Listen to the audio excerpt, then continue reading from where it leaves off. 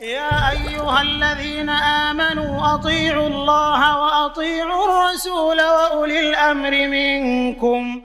Assalamualaikum warahmatullahi wabarakatuh. Innal hamdalillah nahmaduhu wa nasta'inuhu wa nastaghfiruh wa na'udzu billahi ta'ala min shururi anfusina wa min sayyiati a'malina.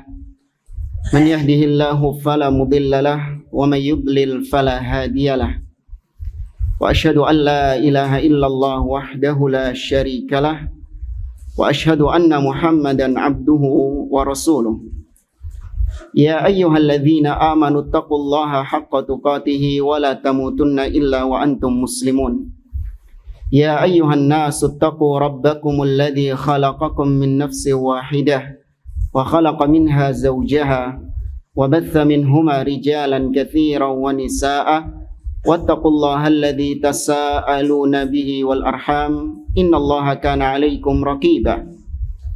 Ya ayyuhalladzina amanu taqullaha wa qulu qawlan sadida yuslih lakum a'malakum wa yaghfir lakum dhunubakum wa may yuti'illaha wa rasulahu faqad faza fawzan 'azima. Amma ba'd. Fa inna asdaqal hadithi kitabullah wa khairal hadi hadi Muhammadin sallallahu alaihi wasallam wa syarrul umuri muhdatsatuha wa kullu muhdatsatin bid'ah wa kullu bid'atin dhalalah wa kullu dhalalatin finnar. Ikhwani fillah rahimani wa rahimakumullah. Nuwasilu darsana fi ta'liqin ala kitab al-ajwibatil mufidah an as'ilatil manahijil jadidah lil Allamah Shalih ibn Fauzan al-Fauzan hafizahullahu ta'ala. Al-an fi as-su'al ar-rabi' ashar. Naam. Baik. Qala as-sa'il min al-ma'lum anna ad-da'wa ila Allah tahtaj ila al-ilm asy-syar'i. Kata penanya di sini, sudah menjadi hal yang dimaklumi, diketahui bersama bahwa berdakwah itu membutuhkan ilmu yang syar'i. Nah, ilmu syar'i maksudnya adalah qala Allah wa qala Rasul wa ma fahimahu as-salaf. Yaitu apa yang difirmankan Allah, apa yang disabdakan oleh Nabi, dan apa yang dipahami oleh para salafus saleh. Itu yang disebut dengan al-ilmu syar'i. Ya. Maka namanya dakwah butuh ilmu syar'i karena faqidu syai' la yu'ti. Seorang yang tidak memiliki apa-apa, dia nggak akan mungkin bisa memberikan kepada orang lain. Maka seorang yang tidak berilmu, dia tidak bisa berdakwah. Dia tidak bisa mengajak manusia kepada kebaikan karena dia nggak memiliki ilmu. Kemudian kata penanya, fahal hadzal ilm huwa hifdzul kitab was sunnah? Apakah ilmu ini cuman sebatas hafalan Al-Qur'an dan hafalan hadis? Yang penting hafal Quran, yang penting hafal hadis. Wa hal yakfil ilmu alladhi yudarras fil madarisi wal jami'ati lid-da'wati ila Allah? Dan apakah cukup ilmu-ilmu yang dipelajari di pondok-pondok, dipelajari di pesantren-pesantren atau universitas-universitas Islam? Apa cukup ilmu yang dipelajari di situ sebagai bekal untuk berdakwah? Maka jawaban beliau, al-ilmu huwa hifdzun nusus wa fahmu ma'aniha. Ilmu itu harus menggabungkan dua hal. Ilmu harus menggabungkan dua hal. Gak cukup hanya menghafal saja. Menghafal penting, tapi jangan berhenti di hafalan saja. Harus dia memahami makna dari apa yang dia hafal itu. Dia menghafalkan Al-Quran dan dia memahami makna-makna yang ada di dalam Al-Quran dengan pemahaman yang sahih, dengan pemahaman yang benar. Bukan memahami dengan hawa nafsunya. Bukan memahami dengan pemahaman-pemahaman yang sesat dan menyimpang. Tidak. Fala yakfi hifdzun nususi faqat. Maka tidak cukup seorang da'i itu hanya sebatas menghafalkan nas-nas Al-Quran dan sunnah saja. Tidak cukup itu sebagai modal dakwah. La yakfi annal insan yahfadhu nususal Qur'ani wal ahadits. Tidak cukup dia cuma menghafal Al-Quran dan hadis. La budda min ma'rifati ma'aniha sahihah. Harus dia mengetahui makna-makna Al-Quran dan Sunnah yang sahihah, yang benar, yaitu apa yang dipahami oleh para as-salaf. Amma mujarrad hifdzun nususi biduni fahmi li ma'aniha fahadha la yu'ahhilu lid-da'wati ila Allah azza wa jalla.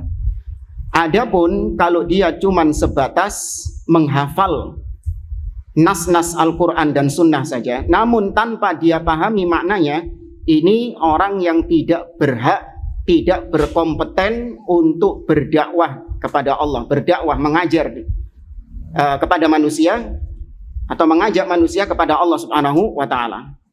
Ini kalau di negeri kita banyak fenomena-fenomena di mana seorang yang hafal Al-Quran, seorang yang dia memiliki suara yang bagus ketika jadi imam, dia ini langsung diangkat statusnya menjadi apa? Menjadi dai. Dikasih panggung untuk ceramah, dikasih panggung untuk khutbah, dimintai fatwa.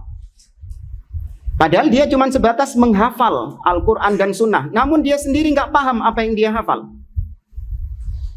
Karena sebatas menghafal saja, anak-anak kecil bisa nggak? Bisa, sebatas menghafal saja. Namun apakah dia paham dengan apa yang dia hafal? Nah, ini butuh belajar. Dia belajar bahasa Arab, dia belajar kaidah-kaidah dalam menafsirkan Al-Quran, dia baca kitab-kitab para ulama. Maka nggak cukup bermodal hafalan saja langsung diangkat statusnya menjadi dai. Apalagi di Indonesia ini, orang yang hafal Al-Quran itu punya gelar khusus yang mungkin kalau di negara-negara lain nggak ada. Dapat gelar apa orang kalau hafal itu? Al-Hafidh. Nah, padahal Al-Hafidh ini kayak Al-Hafidh Ibnu Hajar Al-Asqalani, Al-Hafidh Ibnu Katsir, Ibnu Rajab Al-Hambali. Ini orang-orang yang hafal ribuan hadis dengan sanad-sanadnya. Tapi di dalam negeri kita, di negeri kita Al-Hafidh itu bagi orang-orang yang sudah menghafal Al-Quran. Dan terkadang jamaah, gelar-gelar seperti Al-Hafidh atau gelar-gelar akademis yang lain, ini tidak menunjukkan bahwa dia di atas kebenaran. Ini kaidah penting yang disampaikan oleh Syekh Abdul Aziz Ar-Rayis dalam kitabnya Syarah Al-Usul Sittah, bahwa gelar-gelar akademis itu sama sekali tidak menunjukkan bahwa pelakunya itu pasti di atas kebenaran atau pelakunya itu pasti punya ilmu. Gelar akademis itu hanya sebatas tanda kalau dia pernah sekolah. Sudah, itu aja. Kalau dia pernah mengenyam pendidikan. Adapun dia berilmu atau tidak, itu nggak bisa ditentukan dengan gelar-gelar itu tadi. Kenapa? Karena yang pertama, kata beliau, pelajaran-pelajaran yang ada di universitas-universitas, di pondok-pondok, itu terbatas dengan waktu. Hanya mempelajari beberapa muqarrar, beberapa kitab-kitab, kemudian dengan berjalannya waktu, selesai waktu pembelajarannya, dia lulus. Dia belajar dengan waktu yang terbatas. Maka nggak cukup seorang itu dikatakan alim, dikatakan berilmu dengan waktu yang terbatas itu saja. 4 tahun, 2 tahun, dan seterusnya. Itu butuh bertahun-tahun.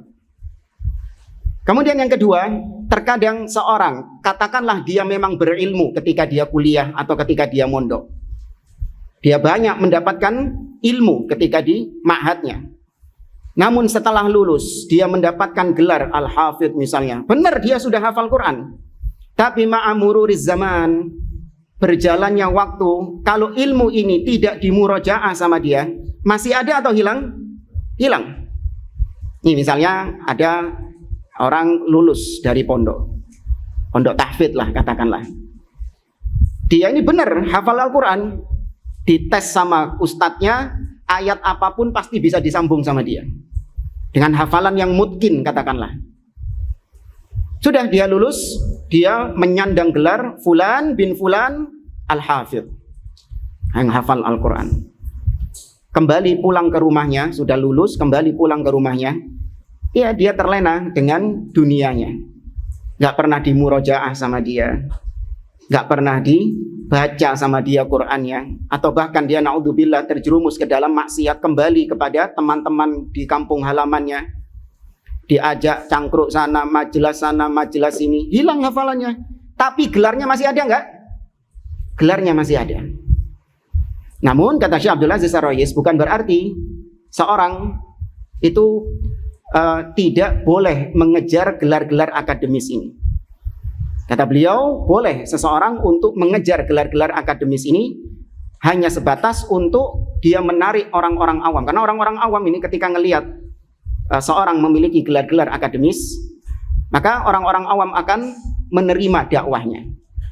Namun gelar-gelar akademis ini harus didapatkan dari ma'had-ma'had atau jami'ah-jami'ah yang memang di atas manhaj salaf, bukan universitas-universitas filsafat yang mengajarkan ilmu kalam, mengajarkan penyimpangan-penyimpangan. Tidak, hanya belani gelar saja, tidak. Maka nggak cukup hanya sebatas menghafal, harus memahami maknanya.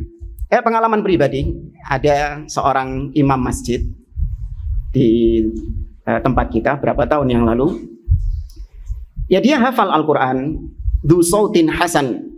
Dia pemilik suara yang indah ketika baca Quran.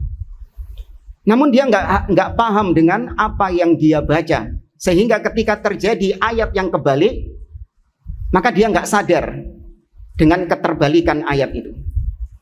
Contoh misalnya, yang kita dengar, dia membaca surat Al-A'raf, salah satu ayat dalam surat Al-A'raf, wa nada ashabul jannati ashaban nar an qad wajadna ma wa'adana rabbuna haqqan fahal wajadtum ma wa'ada rabbukum haqqan qalu na'am, dan seterusnya. Di awal ayat itu Allah menyebutkan bahwa penduduk surga memanggil penduduk neraka. Itu, penduduk surga memanggil penduduk neraka. Apakah kalian sudah mendapatkan apa yang telah dijanjikan Rabb kalian kepada kalian? Nah, beberapa ayat setelahnya kebalik, penduduk neraka yang memanggil penduduk surga. Wa nada ashabun nari ashabal jannah an afidhu alaina minal ma' aw mimma razaqakumullah. Qalu innallaha harramahuma 'alal kafirin. Dan penduduk surga, penduduk neraka memanggil penduduk surga.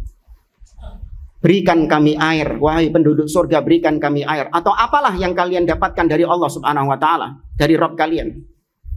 Maka kata mereka, kata penduduk surga, sesungguhnya Allah melarang itu semua kepada orang-orang kafir. Nah, ini imamnya kebalik.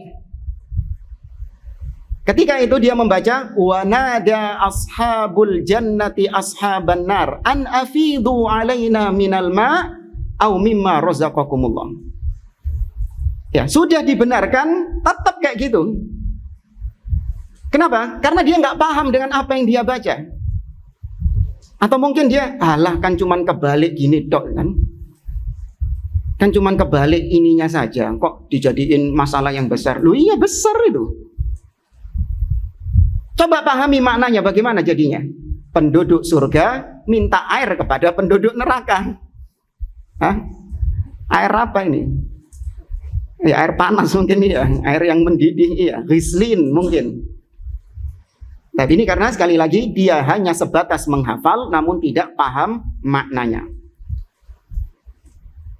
Adapun kata beliau, kalau dia belajar di madrasah-madrasah, di ma'had-ma'had, yang mana ma'hadnya ini menggabungkan dua hal tadi, yaitu hifdun lin nusus wa fahmun li ma'aniha, menggabungkan antara menghafal dalil-dalil, menghafal ayat-ayat dan hadis, dan juga berusaha untuk memahami makna-makna ayat dan hadis. Maka kalau seperti ini, iya, itu cukup untuk modal dia dalam berdakwah. Nah, baik. Amma idza kana hifdhan lin nusus duna fahmin li ma'ani. Kalau dia cuma sebatas menghafal dalil-dalil Al-Qur'an dan Sunnah, namun tanpa memahami maknanya, alias nggak paham dengan apa yang dia hafal, fahadza la yu'ahhil lid-da'wah. Maka orang seperti ini gak berhak untuk berdakwah. Ya, tidak berhak untuk berdakwah. Karena seorang dai, kata Syekh Muhammad bin Shalih Al-Utsaimin, seorang dai dituntut yang pertama untuk dia mengetahui apa yang akan dia dakwahkan. Al-ilmu bima yad'u ilaihi. Ini seorang dai, ini bekal buat antum. Seorang dai itu dituntut yang pertama, dia harus memiliki al-ilmu bima yad'u ilaihi. Harus punya ilmu tentang apa yang akan dia sampaikan.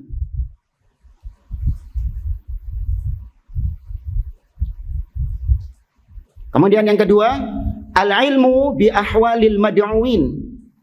Dia harus punya ilmu tentang kondisi jamaah yang dia dakwahi itu. Harus tahu kondisinya bagaimana. Apakah dia ini orang yang berilmu, atau dia orang yang jahil, atau dia ini orang yang baru masuk Islam, atau yang sudah lama mengenal Islam. Nah, itu berbeda. Ya, dakwahnya, pendekatannya berbeda. Harus tahu. Kepada anak-anak bagaimana, kepada orang tua bagaimana, berbeda. Penggunaan bahasanya. Kemudian yang ketiga, al-ilmu bi kaifiyatid da'wah. Ilmu tentang kaifiyah dalam berdakwah. Konten apa yang cocok untuk disampaikan kepada dia? Apa muatan dakwah yang cocok untuk disampaikan kepada dia, dan juga sarana dakwah apa yang cocok kepada dia. Harus yang kaifiyah yang syar'iyah. Oh, ini Ustadz, saya mau dakwah kepada para musisi-musisi, ya, para pemain-pemain musik. Maka saya menggunakan pendekatan yang sama dengan mereka supaya mereka bisa menerima dakwah saya. Dengan apa? Dengan musik juga supaya dakwahnya diterima. Nah, ini khata'. Dia berarti nggak punya ilmu tentang kaifiyah dakwah. Nanti insya Allah akan dibahas di as-su'al as-sabi' asyar. Soal yang ke-17. Insya Allah akan dibahas tentang manhaj dakwah itu apakah tauqifiyah atau ijtihadiyah.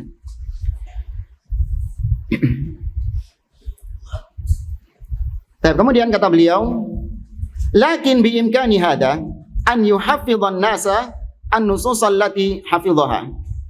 Tapi meskipun dia ini cuman punya modal hafalan Quran dan hadis, maka dia boleh, dengan kondisi demikian, dia boleh untuk mengajar tahfidz kepada manusia, kepada orang-orang, kepada kaum muslimin. Jadi dakwahnya itu hanya sebatas ia mengajar tahfidz, mengajak manusia untuk menghafal Al-Quran juga, sebagaimana dia cuma punya modal hafalan Al-Quran. Maka demikian juga dia mengajarkan manusia untuk menghafalkan Al-Quran. Wa yulaqinahum iyyaha, dan ditalkinkan, dibacakan kepada dia bacaan yang benar bagaimana, didiktekan kepada para jamaah.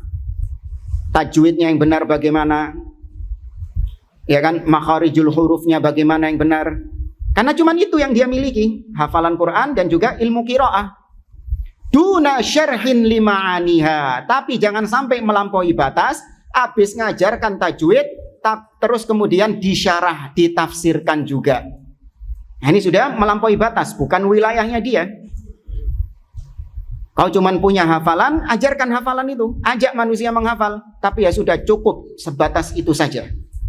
Imam-imam masjid yang mungkin cuma punya hafalan, tapi nggak paham dengan pemahaman ayat-ayat yang dia hafal, ya sudah dia ngajar cuman sebatas ngajar tahfidz.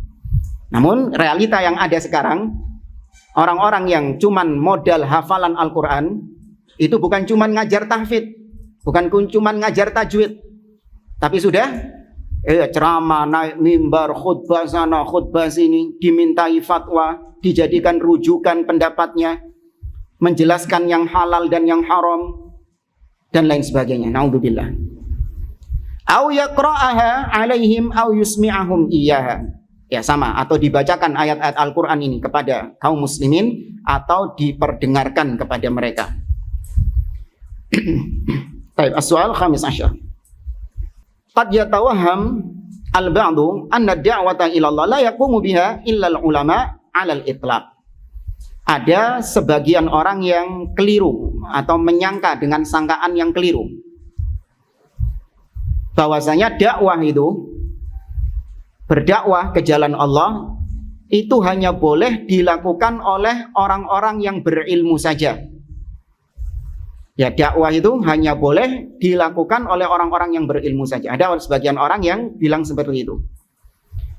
Wa annahu la yalzamu ghairuhum al-qiyama bid-da'wati fi ma'alimuhu. Dan selain para ulama, selain orang-orang yang berilmu, enggak boleh ikut-ikutan berdakwah. Kata sebagian orang ini, fama taujihu fadilatikum fi dzalik. Maka apa nasihat Anda wahai Syekh tentang masalah ini? Nah, al-jawab, kata beliau, wa ana aqulu hadza lakin hunaka umurun wadihah ya'rifuha kullu insan. Kata beliau, dan aku mengatakan seperti ini, di sisi yang lain akan tetapi ada perkara-perkara yang wadihah, masalah-masalah yang jelas, gamblang, yang mana semua manusia pasti mengetahuinya. Bukan hanya ulama saja yang tahu, tapi orang-orang awam juga tahu masalah-masalah ini. Seperti wajibnya sholat, ya, seperti wajibnya puasa Ramadan, seperti haramnya zina, ya, haramnya khamr. Ini apakah cuman orang alim yang tahu? Apakah cuman ulama yang tahu masalah-masalah ini? Tidak. Yang tahu masalah-masalah seperti ini kullu insan, semua manusia yang awam juga tahu tentang hal ini. Fa kullu insanin ya'muru bil ma'ruf wa yanha 'anil munkar bihasabi ma'rifatihi. Maka kalau cuman sebatas ini, perkara-perkara yang sudah ya ma'lumun minad din bid darurah, yang diketahui oleh semua orang, maka boleh bagi seseorang, meskipun dia awam, boleh dia berdakwah hanya sebatas mengajak manusia kepada yang ma'ruf dan mencegah mereka dari yang mungkar, sebatas yang dia ketahui saja. Ya, boleh. Seperti misalnya kata beliau, fayamuru ahla baitihi bis salati wa bil umuril wadihah. Seperti seorang ayah, kepala rumah tangga, ya dia orang awam, bukan ulama, ya, bahkan dia ini orang yang mungkin jahil dalam agamanya, nggak paham tentang agama. Tapi sejahil-jahilnya seseorang dalam agama, masa nggak tahu kalau sholat itu wajib? Kecuali yang kena syubhat, iya. Masa nggak tahu kalau zina itu haram? Masa nggak tahu kalau khamr itu haram? Dan seterusnya dari perkara-perkara yang jelas.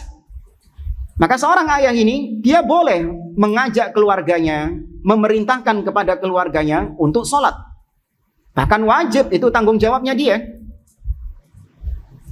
Hada mafrudun, kata beliau, ini diwajibkan hatta alal amah, meskipun kepada orang awam. Ya, sebatas ini boleh. Ya'muruna auladahum bis salati fil masjid. Anak-anaknya disuruh pergi ke masjid untuk melaksanakan sholat. Ya, meskipun kadang bapak dewe gak sholat. Iya, kita dapat di sebagian masjid itu anak-anak kecil itu ramai sekali, ya, mainan. Bahkan sekarang mainan lato-lato di masjid. Naudzubillah.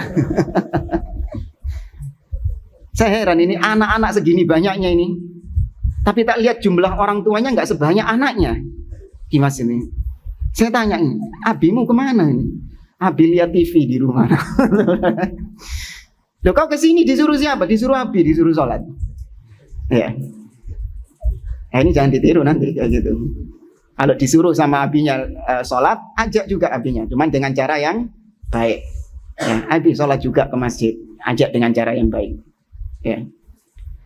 Maka meskipun orang awam, dia boleh memerintahkan, menyuruh anak-anaknya untuk sholat di masjid. War Rasulu sallallahu alaihi wasallam yaqul, Nabi SAW bersabda, muru auladakum bis salati li sab'in wadribuhum 'alaiha li 'ashrin. Perintahkan anak-anak kalian untuk melaksanakan salat ketika usia mereka 7 tahun dan pukul mereka karena meninggalkan salat ketika mereka usia 10 tahun. Ya, ini tarbiyah dari Nabi SAW kepada umatnya. Wa qala sallallahu alaihi wasallam, kullukum ra'in wa kullukum mas'ulun an ra'iyatihi.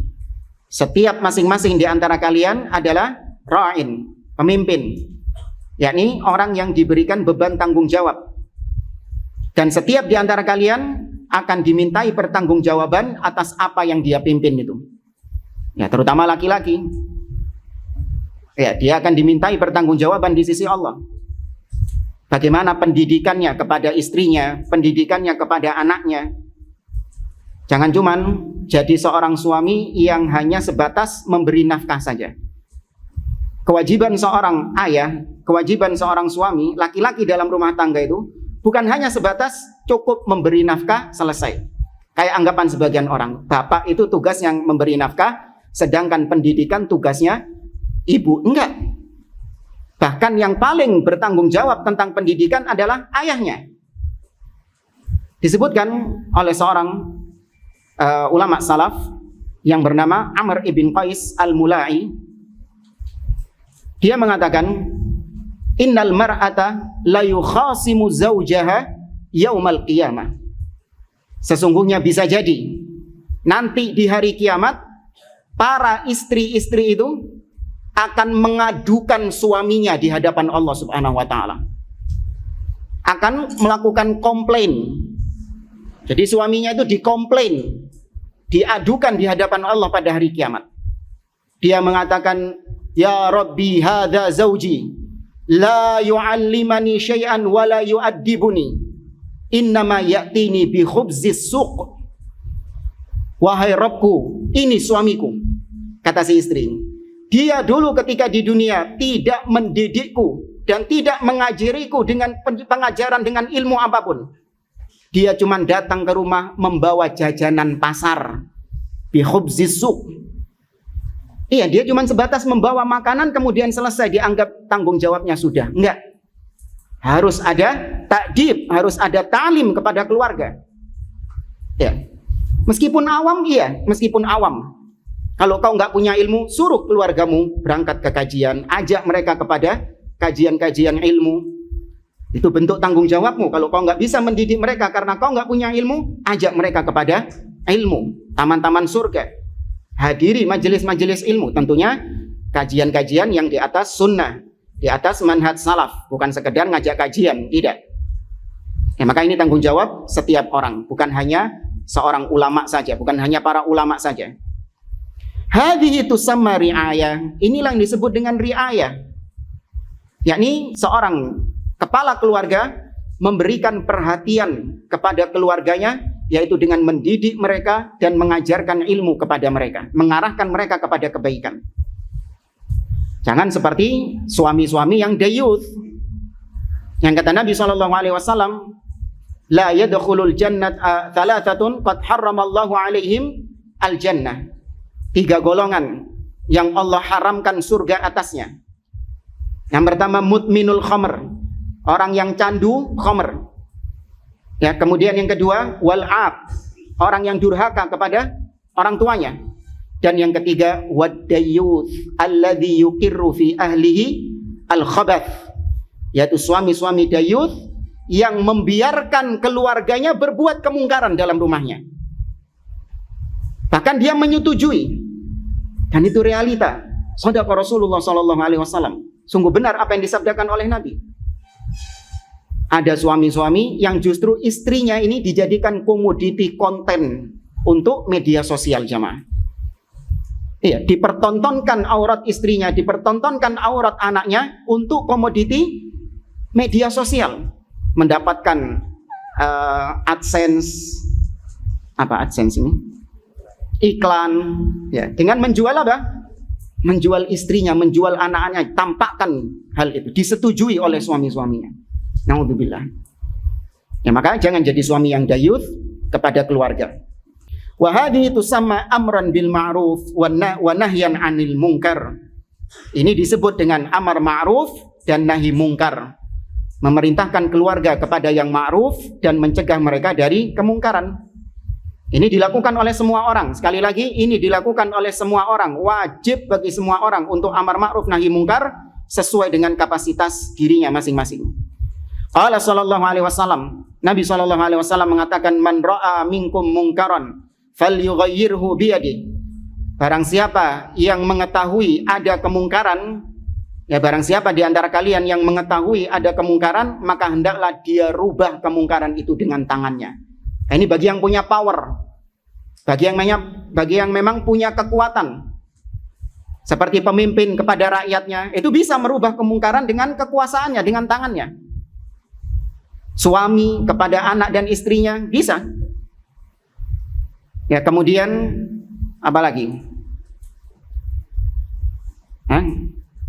Ya itulah contohnya, suami kepada istrinya atau anaknya.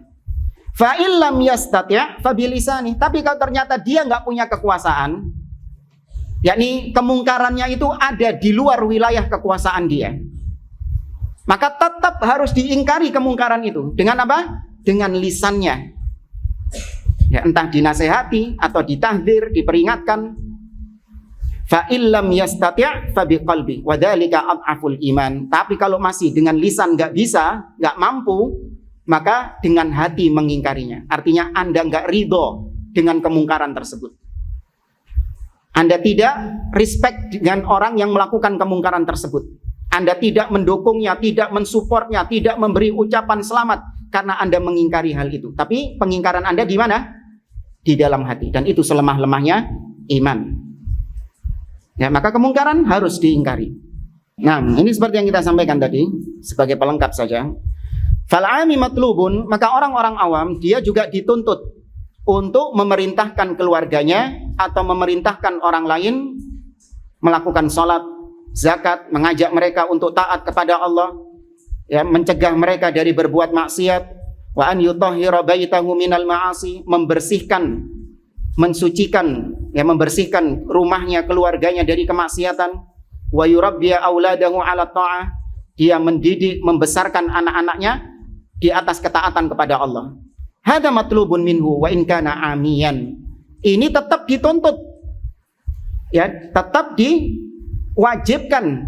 Sebatas ini diwajibkan meskipun dia awam, meskipun dia orang-orang yang enggak punya ilmu. Lianna hada ya'rifuhu kullu ahad. Kenapa tetap diwajibkan? Karena tentang wajibnya sholat, wajibnya puasa, haramnya maksiat, ini perkara yang diketahui oleh semua orang. Bukan ulama saja yang tahu. Hada amrun wadih. Ini perkara yang terang benderang. Yang disebut dalam syariat atau dalam istilah para ulama, ma'lumun minad-din bid-darurah. Nah, adapun berfatwa atau menjelaskan wa bayanul halali wal haram, menjelaskan ini yang halal, ini yang haram, wa bayanus syirki wat tauhid, menjelaskan ini syirik, ini tauhid, ini sunnah, ini bid'ah, fahada la yaqumu bihi illal ulama. Maka yang seperti ini tidak boleh melakukannya, ya, tidak boleh berfatwa dan menjelaskan kecuali para ulama. Ya, dan apa yang kita sampaikan ini hanya sebatas menukil ucapan ulama. Ya, kita tidak berhak menjelaskan dengan ilmu, keterbatasan ilmu kita menjelaskan ini syirik, ini tauhid, ini bid'ah, ini sunnah, ini halal, ini haram. Tidak. Ya, kita tahu bahwasanya kapasitas diri kita hanyalah seorang talib. Maka kita hanya menukil ucapan-ucapan para ulama. As-soal as-sadis asyar. Qala as-sa'il jama'atud da'wati kathuratil an. Kelompok-kelompok dakwah sekarang ini banyak. Ya, ada kelompok ini, ada kelompok ini, ada organisasi ini, ya, ada firqah ini, yayasan ini, banyak bertebaran. Jangankan di seluruh negeri, di negeri kita saja banyak kelompok-kelompok dakwah. Wa du'atu ilallahi katsuru, demikian juga dai-dainya, ya, ustadz-ustadznya, itu banyak. Tapi kata beliau, kata penanya, walakinnal istijabata qalilah. Tapi yang ikut dakwah artinya yang mengijabahi, yang menerima dakwah. Nah, tapi yang menerima dakwah kok sedikit. Mestinya dai-nya banyak, yang menerima dakwah harusnya juga banyak dong. Kan dai-nya banyak.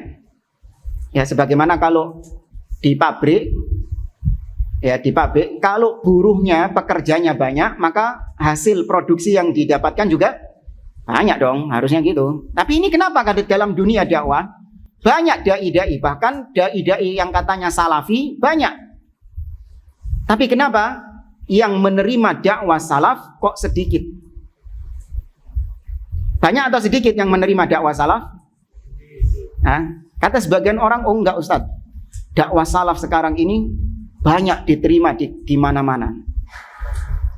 Maka kita jawab, iya, orang-orang yang menerima dakwah salaf ini mereka rata-rata hanya menerima sebagian saja dari dakwah salaf. Tapi mereka tidak menerima secara keseluruhan dari dakwah salaf. Itu juga disebabkan karena da'inya hanya mengajarkan apa-apa yang memang disetujui oleh kaum muslimin, yang disukai oleh kaum muslimin. Coba seandainya da'i-da'i salaf, da'i-da'i salafi yang banyak itu, mereka menegaskan akidah ahli sunnah wal jamaah, mereka mentahdzir kaum muslimin dari penyimpangan-penyimpangan, maka dakwah salafiyah atau orang-orang yang katanya ikut dakwah salaf tetap jumlahnya akan sedikit. Ya, maka jangan takjub ya dengan maraknya kajian-kajian sunnah, kajian salaf, banyak berterbaran di mana-mana. Yang ikut dakwah salaf juga banyak, iya. Hanya sebatas apa yang mereka setujui dari dakwah salaf. Buktinya apa? Ketika kita menegaskan poin-poin akidah dakwah salaf, banyak yang antipati, banyak yang memusuhi. Bukan dari orang luar, tapi yang memusuhi dari orang-orang dalam. Kenapa? Karena kita menegaskan akidah salaf yang sebenarnya, manhaj salaf yang sebenarnya ini. Tentang bagaimana menyikapi penguasa, tentang bagaimana takdir, tentang bagaimana menyikapi bid'ah dan ahlil bid'ah. Itu manhaj salaf yang ditegaskan oleh para ulama. Dan itu yang menjadi jurang pemisah, pembeda antara dakwah salafiyah dengan firqah-firqah halikah. Tapi ini enggak ditegaskan kepada orang-orang yang katanya ngaji sunnah. Makanya nggak heran orang-orang yang ngaji sunnah ini kaget ketika kita sampaikan tentang manhaj salaf yang sebenarnya, bahwa manhaj salaf yang sebenarnya barok, berlepas diri dari ahlil bid'ah. Manhaj salaf yang sebenarnya senantiasa mendengar dan taat kepada pemimpin, menahan lisan dari mengkritik, mencaci maki pemimpin kaum muslimin. Heran mereka. Baru tahu kalau ternyata manhaj salaf itu harus mendengar dan taat kepada pemimpin. Ya. Atau mungkin sudah tahu, tapi mereka nggak menerima tentang poin akidah yang satu ini. Ikut ngaji sunnah, tapi tentang masalah ini mereka tidak setuju, mereka tidak menerima, mereka nggak ridho dengan poin akidah ini. Ya, yang mereka setujui dari dakwah salaf ya hanya sebatas jenggot, ya hanya sebatas cingkrang, hanya sebatas apa misalnya? Subuh nggak kunut, nggak maulidan, nggak tahlilan. Mereka hanya sebatas tahu manhaj salaf itu saja. Tapi rincian akidah salaf, rincian usul sunnah, pokok-pokok prinsip dakwah ahli sunnah, nggak tahu mereka. Atau tadi sudah tahu, tapi ternyata mereka tidak setuju dengan usul dakwah salafiyah. Nah, maka benar kata beliau, walakinnal istijabata qalila, meskipun dai-nya banyak, tapi yang benar-benar tulus menerima manhaj salaf ini qalila, sedikit. Kenapa? Itu sesuai dengan dakwah, sesuai dengan sabda Nabi SAW, bada'al islamu ghariban wa sayaudu ghariban kama bada'a fatuba lil ghuraba wa sataftariqu hadhihi al ummah ala 73 firqah kulluha fin nari illa wahidah. Ya, 72, sedangkan satu yang najiyah, satu yang selamat. Nah, ini menunjukkan bahwa dakwah salafiyah itu minoritas, sedikit. Ya. Secara asal sedikit. Famas sirru fi dzalik? Apa rahasianya? Kok bisa sampai kayak gitu wahai Syekh? Kata penanya ini. Ya, kenapa kok banyak dai-nya, kelompok-kelompok dakwah juga banyak. Tapi ternyata yang ikut manhaj salaf, yang menerima manhaj salaf kok sedikit. Rahasianya apa di balik semua ini? Baik, al-jawab. Kata beliau, nahnu la nusyajji' ala kathratil jama'at fid da'wati wa ghairiha. Nahnu nuridu jama'atan wahidatan sadiqatan tad'u ila Allah ala basirah. Baik, kata beliau, kita ini ya, salafiyun itu tidak memotivasi kaum muslimin untuk banyak-banyakan orang. Kita nggak pernah memotivasi antum untuk ayo supaya yang ikut manhaj salaf ini banyak. Ajak siapapun, ada orang-orang yang di pinggir jalan seret ikut kepada manhaj salaf. Paksa mereka, bagaimanapun mereka harus ikut manhaj salaf. Tidak. Kita ini tidak mementingkan kuantitas. Kuantitas itu berarti dari sisi apa? Jumlah, enggak. Kita nggak pernah memotivasi manhaj salaf ini harus banyak pengikutnya, tidak. Ya, dalam masalah dakwah ini, nahnu nuridu jama'atan wahidatan shadiqatan. Yang kita inginkan adalah yaitu kaum muslimin di atas satu jamaah yang shadiqah, yang di atas kebenaran. Ya, jamaahnya satu tapi di atas kebenaran. Nggak perlu banyak-banyakan, yang penting di atas kebenaran. Tad'u ilallah ala basirah, yang mengajak manusia ke jalan Allah ala basirah, di atas basirah. Ma makna basirah? Ala ilmu. Ya, kama qala Ibnu Abbas, qul hadhihi sabili ad'u ilallahi ala basiratin, ay ala ilmin. Amma kathratul jama'at wa kathratul manahij fahadihi mimma yusabbibul fashal wan niza'. Adapun kelompok-kelompok yang banyak, ya, atau metode-metode dakwah yang banyak, ini justru bisa menyebabkan kegagalan dalam berdakwah dan juga bisa menyebabkan perpecahan. Ya, kelompok ini. Kata sebagian orang, kita kaum muslimin ini bersatu. Nggak apa-apa lah. Yang salafi itu kerjasama dengan ikhwanul muslimin, kerjasama dengan jamaat tabligh, kerjasama dengan Hizbut Tahrir. Masing-masing punya faknya sendiri-sendiri. Masing-masing punya bidang spesialis sendiri-sendiri, kata mereka. Ya, kalau salafi itu fokusnya pada masalah akidah misalnya. Kemudian kalau ikhwanul muslimin fokusnya itu sama masalah politik. Kalau jamaat tabligh fokusnya itu masalah dakwah.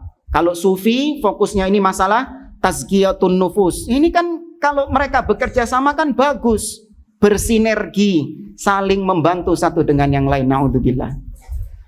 Ya, gimana kaum muslimin saling menguatkan, saling bersinergi, kalau ternyata dari kelompok-kelompok itu menyimpang, banyak kesesatan-kesesatan, sedangkan kita disuruh bungkam, kita diam dengan alasan ini persatuan, sinergi dalam dakwah. Tidak.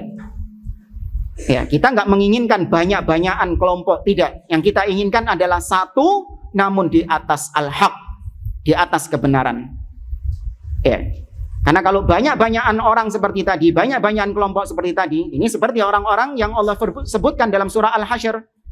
Persatuannya orang-orang kafir. Tahsabuhum jami'an wa qulubuhum syatta. Kau mengira mereka bersatu, namun hati mereka tercerai-berai. Ya. Wallahu ta'ala yaqul, Allah berfirman, wala tanaza'u fatafshalu wa tadhhaba rihukum. Janganlah kalian saling berselisih, maka kalian akan gagal, akan lemah, dan akan hilang kekuatan kalian. Ini ayat banyak disalahgunakan sama sebagian orang. Jangan saling berselisih. Maksudnya, jangan saling mengkritik satu dengan yang lain. Jangan membantah penyimpangan, jangan membantah kesesatan. Karena itu bisa memecah belah umat. Kalau umat terpecah belah, maka hilang kekuatan umat Islam. Tidak. Justru ketika kita diam terhadap kemungkaran, itu yang menyebabkan umat Islam kalah. Menyebabkan umat Islam hilang kekuatannya. Ya, Nabi SAW saja ketika beliau perang, namanya perang itu butuh apa? Kekuatan. Namanya perang itu butuh personel yang banyak dalam peperangan. Namun Nabi SAW tetap mengingkari kemungkaran yang ada dalam pasukan beliau. Ketika perang Hunain, para sahabat yang baru masuk Islam mengatakan kepada Nabi SAW, ya Rasulullah, ij'al lana dzata anwat kama lahum dzatu anwat. Wahai Rasulullah, buatkan bagi kami, ya istilahnya pohon keramat. Sebagaimana orang-orang musyrikin, mereka itu punya pohon keramat, yaitu untuk menggantungkan senjata-senjata mereka biar sakti. Ini permintaan apa? Syirik. Taib, mau perang ini, mau melakukan perang Hunain. Apakah Nabi SAW diam, tidak mengingkari dengan alasan, nanti kalau saya ingkari mereka baper. Ya, kalau mereka baper nanti mereka nggak mau ikut perang. Kalau mereka nggak mau ikut perang, berkurang nanti pasukan kita. Wah, nanti kalah jadinya. Apa gitu pola pikir Nabi? Tidak. Nabi tetap mengingkari hal itu. Nabi mengatakan, Allahu Akbar, innaha sunanun qultum walladhi nafsi biyadi, kama qalat Banu Israil li Musa, ij'al lana ilahan kama lahum aliha innakum qaumun tajhalun. Ya, tetap diingkari sama Nabi SAW. Ya, maka ayat ini jangan disalahpahami. Wala tanaza'u, jangan kalian berselisih, artinya yaitu yang satu di atas sunnah, yang satu menyimpang. Ini berselisih. Yang satu di atas sunnah, yang satu menyimpang ke jalan bid'ah. Nah, ini berselisih namanya. Bukan yang mengkritik kebid'ahan, bukan yang mengkritik kesesatan, itu dikatakan berselisih, tidak.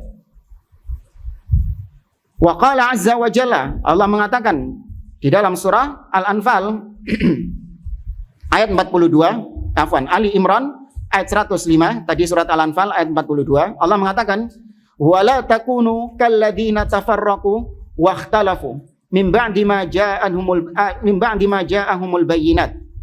Janganlah kalian menjadi seperti orang-orang yang tercerai-berai dan saling berselisih setelah datang kebenaran atas mereka, setelah datang penjelasan atas mereka. Ya, maksudnya berselisih di sini yaitu yang satu di atas kebenaran, yang lain di atas kesesatan. Ini berselisih. Jangan menjadi orang-orang yang berselisih, yaitu berkelompok-kelompok. Wa qala jalla dzikruhu, Allah juga berfirman dalam surah Ali Imran ayat 103, wa'tasimu bihablillahi jami'an wala tafarraqu. Berpeganglah kalian dengan tali Allah dan jangan kalian berpecah belah. Ini ayat favoritnya orang-orang pergerakan. Ya, wallahu a'lam, mungkin kalau demo itu sering bawakan ayat-ayat ini. Ya, nggak tahu, kita nggak pernah ikut demo, alhamdulillah. Ya. Cuman kita mungkin yang disampaikan itu adalah untuk menyemangati orang-orang yang ikut demo.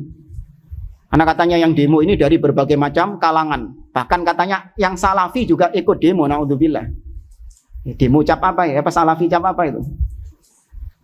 Kata mereka, Allah berfirman, wa'tasimu bihablillahi jami'an wala tafarraqu. Bersatulah, berpeganglah dengan tali Allah, jangan kita bercerai-berai. Maksudnya apa? Jangan kita saling menyesatkan satu dengan yang lain. Jangan kita saling mentahdzir, mengkritik satu dengan yang lain. Gak boleh, kata mereka, karena Allah melarang kita untuk berpecah belah. Lupa mereka dengan ayat setelahnya. Apa ayat setelah ini? Wal takun minkum ummatun yad'una ilal khair wa ya'muruna bil ma'ruf wa yanhauna 'anil munkar. Jadilah kalian umat yang mengajak kepada kebaikan, memerintahkan kepada yang ma'ruf dan mencegah dari yang mungkar. Memerintahkan kepada yang ma'ruf, apa yang paling utama untuk kita ajak manusia kepadanya? At-tauhid. Dan mencegah dari kemungkaran. Apa kemungkaran yang paling pantas untuk kita cegah dari kaum muslimin? Asyirk. Diingkari. Iya, jangan terus diem-dieman. Karena apa? Wala tafarraqu. Karena kita nggak boleh cerai-berai. Ada orang berbuat syirik, biarkan. Ada kelompok yang menyimpang akidahnya, biarkan. Ada kebid'ahan, dibiarkan. Jangan diingkari, jangan diperingatkan. Kenapa? Nanti umat terpecah belah. Na'udzubillah. Ini pemahaman yang keliru. Kata beliau, nuridu jama'atan wahidatan takunu 'alal manhajis sahihi wad da'watis sahihah hatta walau tafarraqat fil buldan. Yang kita inginkan adalah jamaah yang satu saja. Enggak perlu kelompok-kelompok yang banyak. Tapi yang penting di atas manhaj yang benar. Dakwahnya itu dakwah yang hak. Meskipun mereka terpisah-pisahkan negerinya, ada yang di Indonesia, atau mungkin di Indonesia ini ada yang di Surabaya, ada yang di Jawa Timur, ada yang Jawa Tengah. Meskipun mereka berpecah belah, tidak ada payung yang mengayomi, menyatukan mereka. Mereka nggak di atas satu yayasan, mereka nggak di atas satu organisasi, tapi mereka terpecah-pecah sendiri. Sepanjang mereka di atas manhaj yang hak, di atas dakwah yang hak, maka itu yang kita inginkan. Itu yang kita harapkan, kata beliau.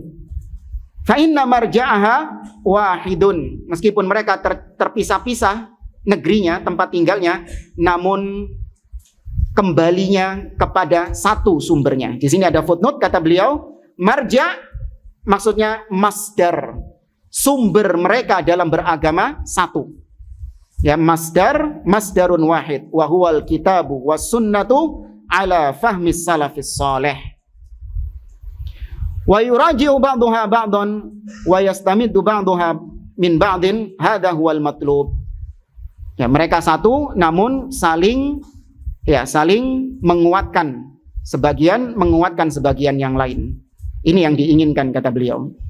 Adapun amma kathratul jama'at allati laysat ala manhajin wahid fama'aluhal ikhtilaf.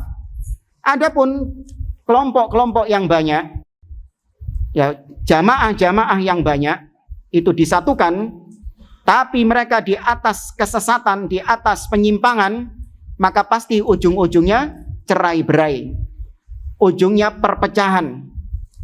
Ya, pasti itu sudah. Karena persatuan bukan persatuan fisik. Ya, kalau cuma persatuan fisik saja, apa manfaatnya?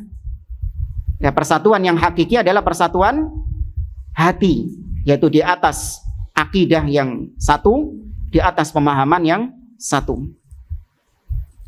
Fanian, jawaban yang kedua, kata beliau, itu tadi yang pertama, yaitu kita nggak ingin banyak-banyakan. Yang pertama tadi kesimpulannya kita nggak ingin banyak-banyakan orang. Ya, karena kesuksesan dakwah itu tidak diukur dari mayoritas, dari banyaknya orang yang menerima dakwah tersebut, tidak. Tapi kesuksesan dakwah diukur dari kesesuaian dakwahnya dengan kebenaran. Itu tandanya dai yang sukses. Makanya antum kalau ditanya, dai yang sukses itu cirinya apa? Apa kalau pengajian masjidnya penuh? Itu dai sukses, Ustaz. Kenapa? Kalau pengajian itu tak titeni, tak lihat-lihat, mesti masjidnya penuh, uyel-uyelan, desak-desakan orang-orangnya, parkirnya penuh sampai nutup jalan. Waduh, ya, ini dai yang sukses katanya. Kalau di YouTube banyak subscribernya, di Instagram juga banyak followersnya, misalnya, banyak yang nge-likes. Apakah itu barometer dai yang sukses? Tidak. Ya, barometer dai yang sukses adalah yaitu yang menyampaikan apa yang Allah perintahkan untuk disampaikan di atas pemahaman yang benar. Konten dakwahnya mengikuti dakwahnya Nabi SAW. Ya. Siapa potret dai yang sukses? Yaitu para nabi dan rasul. Mereka adalah potret-potret atau contoh-contoh figur dai yang sukses. Ya, tidak ada dai yang lebih sukses daripada para nabi dan rasul, itu nggak ada. Mereka dai-dai yang paling sukses di atas muka bumi ini. Ya, jauh lebih sukses daripada ya ustadz-ustadz atau syekh-syekh atau siapapun yang ada atau yang ada selain mereka. Lihat bagaimana dakwah para nabi dan rasul. Nabi Nuh misalnya, berapa tahun dakwahnya Nabi Nuh? Walaqad arsalna Nuhan ila qaumihi falabitha fihim alfasanatin illa khamsina ama. 1000 tahun kurang 50 tahun, 950 tahun. Tapi lihat berapa yang menerima dakwahnya Nabi Nuh alaihi salam. Allah sebutkan misalnya dalam surat Hud, falamma jaa amruna wa faratan nur qul nahmil fiha min kulli zawjaini itsnaini wa ahlaka illa man sabaqa alaihi alqaul. Kemudian kata Allah, waman aman, angkut, dan keluargamu masing-masing dari satu pasang dan keluargamu, waman aman, dan orang-orang yang beriman bersamamu. Wama amana ma'ahu illa qalil, dan tidaklah yang beriman bersama Nabi Nuh kecuali sedikit. Kecuali hanya sedikit saja. Bahkan dalam hadis Ibnu Abbas, yang ketika Nabi SAW uridat alayyal umam, ketika Nabi ditampakkan umat-umat, Nabi mengatakan ra'aitun nabiyya wa ma'ahur rahd. Aku melihat seorang nabi bersama beberapa orang pengikutnya, antara 3 orang sampai 9 orang. Karena di hari kiamat nanti umat-umat itu akan dikumpulkan bersama siapa? Bersama nabinya masing-masing. Nah, Nabi melihat, Rasulullah SAW melihat ada seorang nabi yang pengikutnya itu cuma segelintir orang saja. Wa ra'aitun nabiyya wa ma'hu rajulun wa rajulan. Dan aku melihat ada seorang nabi, kata beliau, yang pengikutnya cuma 1 orang atau pengikutnya 2 orang saja. Dan yang lebih mengenaskan, wa ra'aitun nabiyya wa laisa ma'ahu ahad. Dan aku melihat seorang nabi yang gak punya pengikut sama sekali. Bayangkan jamaah.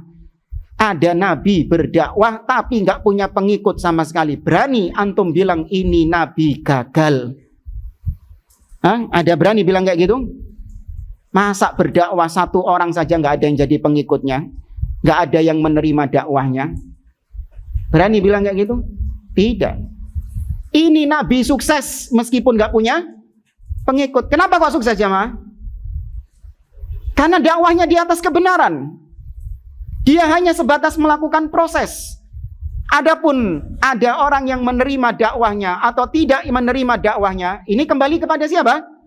Allah, hidayah di tangan Allah. Ya, maka antum pegang erat ini. Antum sebagai seorang dai cuman sebatas melakukan proses. Jangan antum mencari hasil. Kalau antum mencari hasil, maka antum pasti akan jatuh dalam proses-proses yang tidak syar'i. Pasti itu sudah. Kalau antum memang niatnya mencari hasil, banyak-banyakan orang, banyak-banyakan masa, jatuhnya pasti antum melakukan proses menerjang batasan-batasan Allah. Waduh Ustadz, kalau kita ini dakwahnya model gini terus, yang kita sampaikan tauhid, akidah, manhaj, itu yang kita prioritaskan, lama-kelamaan kita ditinggal sama orang. Kalau kita mengingkari kelompok-kelompok yang menyimpang itu, banyak orang yang gak simpati sama kita. Terus gimana? Ya sudahlah, kita berputar arah. Ya, kita sementara ikut selera masyarakat saja. Masyarakat itu sukanya kita itu nggak mentahdir kelompok-kelompok yang lain. Adem ayem, ada bid'ah dibiarkan, ada syirik dibiarkan. Itu yang masyarakat suka. Mending kita gitu saja dakwahnya. Ya, biar banyak orang-orang yang ikut. Benar pola pikir kayak gini jemaah? Keliru. Ya, keliru. Benar, banyak yang ikut, tapi itu hutha kahutha isail. Itu seperti buih yang ada di lautan. Banyak tapi nggak ada nilainya sama sekali. Maka yang diinginkan sama Syekh, meskipun sedikit tapi berkualitas, daripada banyak tapi nggak ada kualitasnya. Tapi syukur-syukur kalau bisa digabungkan. Ini nurun ala nur. Kualitasnya bagus, tapi kuantitasnya juga apa? Banyak. Nah, ini hidayah di tangan Allah, nikmat dari Allah subhanahu wa ta'ala. Ya, tapi tetap yang jadi prioritas apanya tadi? Kualitas, bukan kuantitas. Tapi kalau dapat kualitas, bersyukur kepada Allah azza wa jalla. Dan kata beliau yang kedua, kenapa sih? Apa rahasianya? Dakwah ini sudah banyak merebak, tapi yang menerima dakwah salaf kok sedikit. Apa penyebabnya? Kata beliau, tidak diragukan lagi. Anna fi ikhlasid da'iyati ta'thiran 'alal mad'u. Keikhlasan seorang dai itu punya pengaruh jamaah kepada orang-orang yang didakwahinya. Benar, keikhlasan itu ada di dalam hati. Ya, tapi Allah yang membolak-balikkan hati mad'u. Allah yang menjadikan mad'u menerima dakwah atau tidak menerima dakwah, Allah subhanahu wa ta'ala. Maka kalau dai tidak ikhlas karena Allah, itu bisa jadi sebab dakwahnya tidak diterima oleh masyarakat. Ya, bisa jadi itu sebab atau alasan kenapa banyak manusia yang tidak menerima dakwahnya. Karena dari sisi dai-nya, fa idza kana ad-da'iyatu mukhlishan fi niyyatihi wa kana yad'u 'alal manhajis sahih. Kalau seorang dai itu dia ikhlas dalam niatnya ketika berdakwah, la yuridud dunya, dia tidak menginginkan dunia, tidak menginginkan popularitas, tidak menginginkan sanjungan dari manusia. Ya, tidak supaya hubbud zuhur, cinta untuk biar dikenal sama orang, biar dikatakan sebagai alim, tidak. Tapi benar-benar yang dicari adalah ridha Allah subhanahu wa ta'ala. Ya, harus pasang niat. Sering-sering antum memperbaiki niat. Ya, karena ujian dakwah luar biasa. Seorang dai dipuji sama orang lain, ini juga bisa menggugurkan pahalanya. Seorang dai mungkin diuji dengan harta, diuji dengan popularitasnya. Ya, itu juga bisa menghilangkan barokah dalam dakwahnya itu tadi. Maka tetap harus tajdidun niyah, memperbaiki niat. Kata Abdullah ibnul Mubarak rahimahullah, beliau mengatakan, rubba amalin saghirin tukabbiruhun niyah, wa rubba amalin kabirin tusaghiruhun niyah. Berapa banyak amalan-amalan yang kecil, namun itu besar nilainya di sisi Allah karena niatnya yang benar. Berapa banyak amalan-amalan yang besar, tapi kecil di sisi Allah gara-gara salah niat. Dan antum hati-hati, justru di antara golongan yang pertama kali dimasukkan dalam neraka adalah orang-orang yang salah dalam niatnya. Awwalu man tusa'ar bihin naru yaumal qiyamah. Orang-orang yang mencicipi neraka itu di antaranya siapa? Alim. Ya, orang yang alim, wa qari'ul Qur'an, dia pandai baca Quran. Ketika ditanya, dia menjawab ta'allamtu fik wa qara'tu fikal Qur'an wa 'allamtun nas. Ya Allah, aku belajar agama, aku berdakwah mengajarkan agama ini kepada manusia, itu ikhlas karenamu. Dan aku membaca Al-Quran juga ikhlas karenamu. Maka Allah menganulir. Allah mengatakan, kadzabta, kau dusta. Innama ta'allamta liyuqala alim wa qara'ta liyuqala qari'. Ya, maka hati-hati, tetap harus pasang niat. Cuma niat ikhlas saja nggak cukup. Harus yad'u 'alal manhajis sahih. Dakwahnya itu harus di atas manhaj yang sahih. Jangan kayak jamaah tabligh. Saya ikhlas kok karena Allah. Ikhlas urusanmu sama Allah Subhanahu wa taala. Tapi yang saya lihat, metode dakwahmu itu menyimpang dari jalan Nabi. Maka ikhlas itu SPPN, itu urusanmu sama siapa? Allah Subhanahu wa taala. Kau yang bertanggung jawab nanti di sisi Allah. Tapi yang saya lihat dohirnya ini adalah metode dakwah kalian menyimpang dari manhaj yang sahih. Wa ala basiratin wa ilmin fima yad'u ilaihi. Seorang dai selain ikhlas, dia berdakwah kepada manhaj yang sahih dan dia harus berdakwah dengan ilmu. Ya, jangan kayak jamaah tabligh. Baru tobat, baru hijrah, langsung khuruj berdakwah. Tidak. Fa inna hadza yakunu lahu ta'thirun 'alal mad'u. Nah, yang seperti ini insyaallah ada pengaruh kepada orang yang didakwai. Amma idza lam yakun mukhlishan fi da'watihi wa inna ma yad'u ila nafsihi aw yad'u ila hizbiyatin aw ila jama'atin munharifa aw ila asabiyatin hatta walau kana yusamma bil Islam fa inna hadza la yanfa' bi syai' wa laysa min ad-da'wati lil islami bi syai'. Tapi kalau dia enggak ikhlas dalam dakwahnya, atau dia mengajak bukan kepada Allah tapi mengajak manusia kepada dirinya, agar orang-orang mengaguminya, agar orang-orang ihtiram, menghormat kepadanya, ya, agar orang-orang tunduk kepadanya. Nah, ini sudah dikatakan tidak ikhlas. Benar, ikhlas itu amalan hati, tapi ada cirinya. Ya, ada cirinya. Seorang itu, dai itu ikhlas atau tidak, dia menyeru ke jalan Allah atau menyeru fanatik kepada dirinya, itu ada cirinya. Ya, Anda nggak pernah lihat ya, ada dai itu yang menyeru kepada dirinya, langsung terang-terangan dia itu mengajak mereka fanatik kepada dirinya. Ana rasa Anda pernah lihat antum? Nggak ada ya. Ya, kalian ini harus ikut pendapat saya. Kalau nggak ikut pendapat saya, maka kalian sesat, menyimpang. Ya, kalian ini gini. Pernah kayak gitu? Kalau Ana sih nggak pernah. Cuman dari sikapnya dia itu sudah menunjukkan kalau dia ini adalah orang-orang yang menyeru untuk fanatik kepada dirinya. Ini kita bawakan apa yang disampaikan oleh Syekh Muhammad bin Shalih Al-Utsaimin dalam Al-Qaulul Mufid ala Kitabit Tauhid. Di dalam bab ad-du'a ila syahadati alla ilaha illallah. Berdakwah kepada syahadat la ilaha illallah. Di sini beliau menjelaskan bahwa dai itu terbagi menjadi dua. Ya, kata beliau, ad-du'atu ilallah yang qasimuna ila qismain. Dai itu terbagi menjadi dua. Yang pertama, da'in ilallah, yaitu dai yang mengajak kepada Allah. Bukan mengajak kepada dirinya, organisasinya, tidak. Tapi dia mengajak manusia kepada Allah. Dan yang kedua, da'in ila ghairihi. Nah, yang kedua, dai yang mengajak kepada selain Allah. Nah, kata beliau, fadai ilallahi ta'ala huwal mukhlis alladhi yuridu an yusilan nasu ilallahi ta'ala.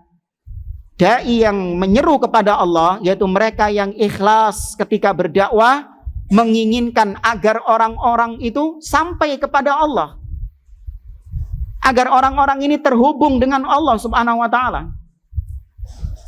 Adapun wadai ila ghairihi qad yakunu da'iyan ila nafsihi. Tapi kalau dai yang menyeru kepada selain Allah, itu terkadang dia menyeru kepada dirinya. Bagaimana itu? Yad'u ilal haq li ajli an yu'azzam bainan nasi wa yuhtaram. Benar, yang diucapkan ini adalah hak. Yang diucapkan sama dai ini yang tidak ikhlas karena Allah, ceramah-ceramahnya hak. Ya, tidak ada kalau antum lihat penyimpangan-penyimpangan itu enggak ada.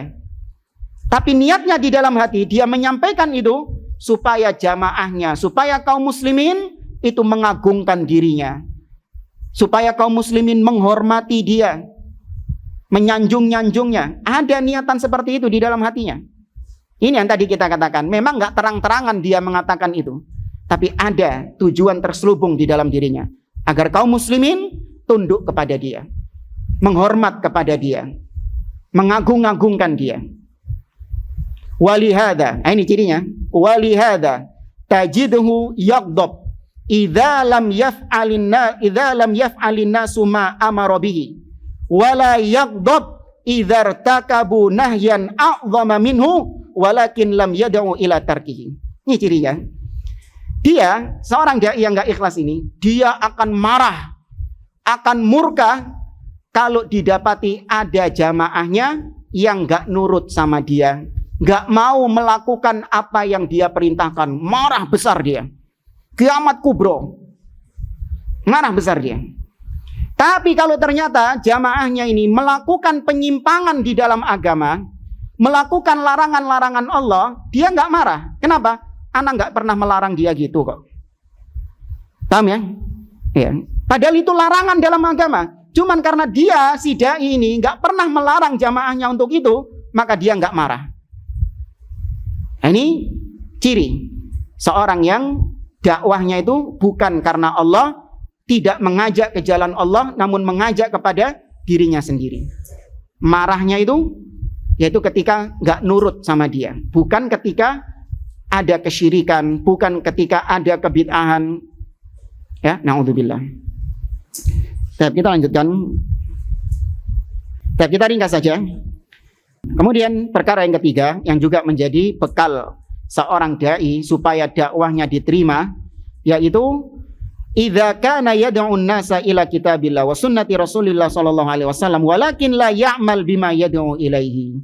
Yaitu dia berdakwah kepada manusia, benar dakwahnya, mengajak kepada Allah sesuai Al-Quran, sesuai sunnah, di atas manhaj salaf, tapi dia tidak mengamalkannya. Antum belajar al-usulul tsalatsa. Apa kata beliau? I'lam rahimakallah annahu yajibu alaina ta'allumu arba'a masail. Apa yang pertama? Al-ilmu. Kemudian al-amalu bihi. Ya. Kemudian yang ketiga, ad-da'watu ilaihi. Yang keempat, as-sabru alal adzafihi. Baik, di situ disebutkan ada amal dari apa yang sudah dipelajari. Yang didakwahi atau yang berdakwah juga mengamalkan apa yang dia dakwahi itu. Tapi kalau memang nggak mampu, ini nggak termasuk apa yang kita ucapkan. Misalnya, saya mengajak antum untuk berangkat haji. Ya, padahal anak sendiri belum haji. Boleh nggak kayak gitu? Boleh nggak jawab? Nggak boleh ya. Oh, kesian. Boleh nggak gitu? Ana mungkin mengajak antum untuk berhaji, padahal ana sendiri belum berhaji, masih nunggu antrian. Tapi ana motivasi antum untuk melaksanakan haji. Boleh yang seperti ini? Boleh. Ana mengajak antum untuk banyak bersedekah. Ya, ana sendiri ya mungkin seorang dai dia jarang bersedekah karena memang kondisi ekonominya yang sulit. Yang dicela di sini adalah memang dia nggak mau mengamalkan, bukan karena ketidakmampuan, bukan. Ada kemampuan tapi mereka nggak mau mengamalkannya. Pinter nyuruh orang, namun mereka sendiri tidak mengerjakannya. Atamuruna an-nasa bil ma'ruf, atamuruna an-nasa bil birri wa tansawna anfusakum wa antum tatlunal kitab afala ta'qilun. Ya, Allah mencela orang-orang Yahudi karena mengajak manusia kepada kebaikan namun mereka sendiri tidak mengerjakannya. Fahada aidan mimma yunaffirun nasa anhu. Ini juga yang menyebabkan manusia enggak mau menerima dakwahnya. Wallahu ta'ala ya'lam ma fil qulub. Allah tahu apa yang ada di dalam hati. Wa ya'lam ma yaf'alul insan fi ayyi makan. Dan Allah Maha tahu apa yang dikerjakan oleh seseorang di semua tempat. Fa idza kana yubarizullah fil mukhalafati idza khala wa idza dhahara lin-nasi yad'uhum ilal khairi wa huwa bi khilafi fa hadza la yu'athiru syai'an. Kalau dia dalam kesendirian, dia bermaksiat kepada Allah. Tapi kalau dia di hadapan manusia, dia menjadi penceramah, dia mengajak manusia kepada perkara-perkara yang baik. Padahal hakikatnya, dia bertolak belakang dengan apa yang diucapkan sama dia. Ya. Melarang manusia untuk berbuat bid'ah, dia sendiri paling doyan berbuat bid'ah. Melarang manusia, melarang kaum muslimin untuk duduk di majelisnya ahlil bid'ah. Dia sendiri bermesraan dengan ahlil bid'ah. Ya. Makanya seperti ini tidak akan memberikan dampak sama sekali. Wala yuqbal minhu, dan tidak diterima dakwahnya. Ya Allah lam yaj'al fi da'watihi barakah. Karena Allah tidak memberikan keberkahan dalam dakwahnya. Wanzur ila du'atil mukhlisin. Lihatlah para dai-dai yang ikhlas. Mada athmarat da'watuhum. Bagaimana buah hasil dari dakwah mereka. Wahum afrad. Padahal mereka ini individu-individu. Mereka ini dakwahnya individu sendiri-sendiri. Tapi lihat bagaimana hasil mereka. Walahum addat. Dan mereka juga punya musuh-musuh yang menentang. Siapa misalnya? Syekhul Islam Ibnu Taimiyah. Syekhul Islam Ibnu Taimiyah punya organisasi, jemaah. Punya yayasan, bikin kelompok, partai, nggak ada. Ijen, sendirian, jemaah. Individu. Dan musuhnya banyak. Ya, tapi lihat bagaimana pengaruh dakwah beliau. Karya-karya beliau sampai sekarang dimanfaatkan oleh kaum muslimin dan menjadi sebab hidayah bagi banyak kaum muslimin. Ini bukan karena kita mengaku-ngaku tahu hal gaib ya, karena ikhlas itu dalam hati. Tapi ada cirinya, ada tanda-tandanya. Ya, ada tanda-tandanya, yaitu betapa dakwah Syekhul Islam Ibnu Taimiyah diterima oleh banyak kaum muslimin. Kemudian Syekh Muhammad bin Abdul Wahab dan yang lainnya. Lihat bagaimana keberkahan dakwah beliau. Dulu di negeri Saudi, negeri yang kering kerontang, ya, negeri yang penuh dengan kesyirikan kepada Allah Subhanahu wa taala. Namun dengan dakwahnya bifadlillah, dengan karunia Allah, kemudian bifadli dakwati Syekh Muhammad bin Abdul Wahab, lihat negeri Saudi yang ada sekarang. Negeri yang makmur, negeri yang ya luar biasa keberkahannya.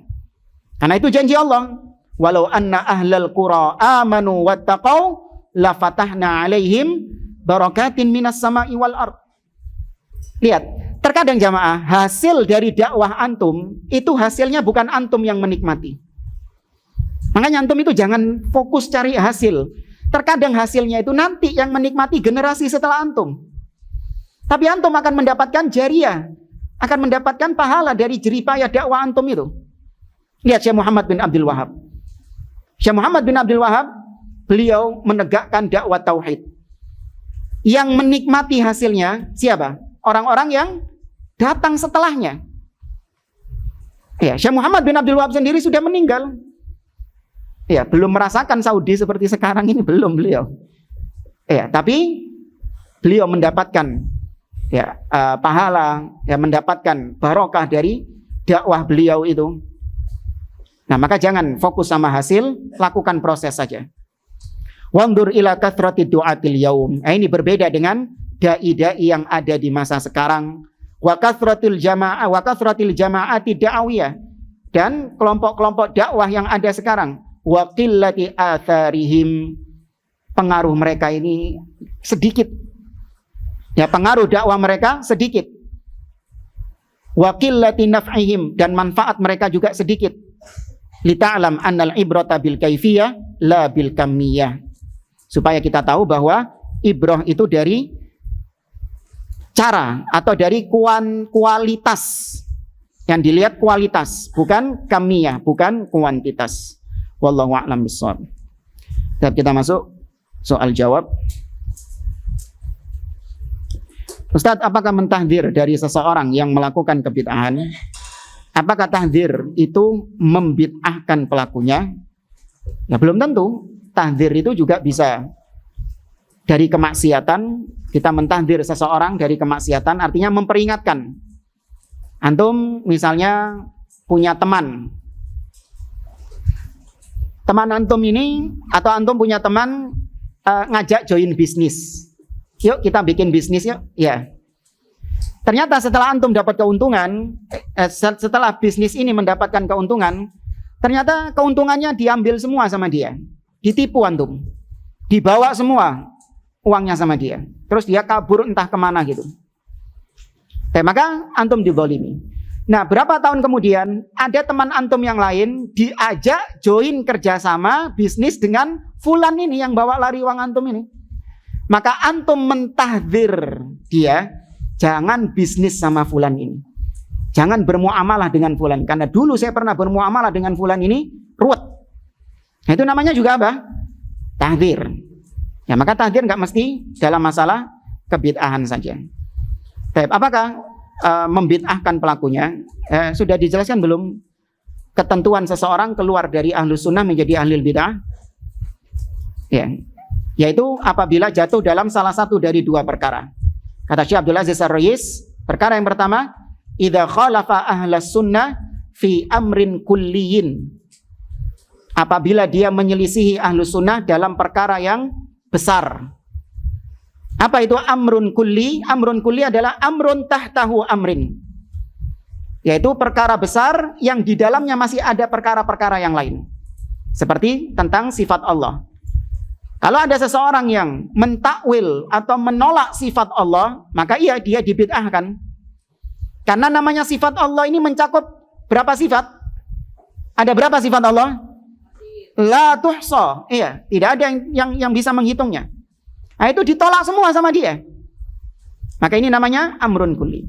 Atau yang kedua, yaitu idza khalafa ahlus sunnah fi amrin juz'iyyin ishtahara fihi al-khilaf baina ahli sunnah wa ahlil bid'ah.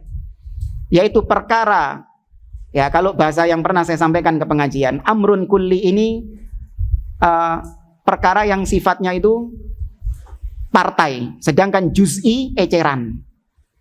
Paham maksudnya? Ya. Kalau amrun kulli itu sak ditolak kabeh sama dia. Satu pak ditolak semua sama dia.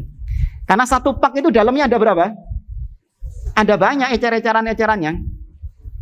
Satu dus itu ada banyak eceran-ecerannya. Kan gitu kan? Ya, nah ini keluar dari ahlus sunnah. Nah, yang kedua, amrun juz'i, perkara eceran. Tapi perkara eceran ini adalah masalah yang memang dikenal terjadi perdebatan sengit antara ahlus sunnah dengan ahlul bid'ah. Seperti seorang, dia menerima semua sifat Allah. Kecuali satu sifat yang ditolak sama dia, yaitu sifat Allah di atas. Masalah Allah di atas, ini jadi titik perdebatan nggak? Permusuhan nggak antara ahlus sunnah dengan ahlul bid'ah? Iya, maka dia dibid'ahkan. Dia keluar dari ahlus sunnah. Meskipun perkara eceran ini ya, perkara juz'i. Tapi ini masalah yang terjadi perdebatan, perselisihan antara ahlus sunnah dengan ahlul bid'ah. Tapi kalau sifat-sifat yang lain, yang tidak menjadi perdebatan antara ahlus sunnah dengan ahlul bid'ah, dia menyelisihinya, maka kita katakan dia keliru, salah. Namun orangnya tetap ahlus sunnah. Seperti yang disebutkan, contohnya adalah Qadhi Syuraih. Qadhi Syuraih, dia menolak sifat ajab, sifat ta'jub. Allah nggak punya sifat ta'jub. ditolak sama dia, padahal ditetapkan. Tapi kata Syekhul Islam, huwa imamun min a'immati ahli sunnah. Meskipun demikian, Qadhi Syurah termasuk imam ulama dari ulama-ulama ahli sunnah. Wallahu a'lam. Apakah maksud arti pengharaman pada hadis yang antum sebutkan? Apakah orang tersebut kekal? Hadisnya thalathatun qad harramallahu alaihil jannah. Enggak. Ini bukan kekal, bukan masuk surga yang atau masuk neraka yang kekal. Ya, bukan litakbid, bukan yang kekal. Karena kita meyakini yang kekal itu adalah al-kuffar wal munafiqun wal musyrikun. Ya, tapi kalau masih ada keimanan, itu meskipun diazab di neraka tidak kekal. Ya, kata Nabi SAW, syafa'atil malaika wa syafa'an nabiyun wal mu'minun wa baqiya arhamur rahimin fayukhrijullahu minan nari aqwaman lam ya'malu khairan qad. Dikeluarkan dari neraka orang-orang yang belum pernah beramal sedikit pun. Namun sepanjang masih ada tauhid, maka dia dikeluarkan dari neraka.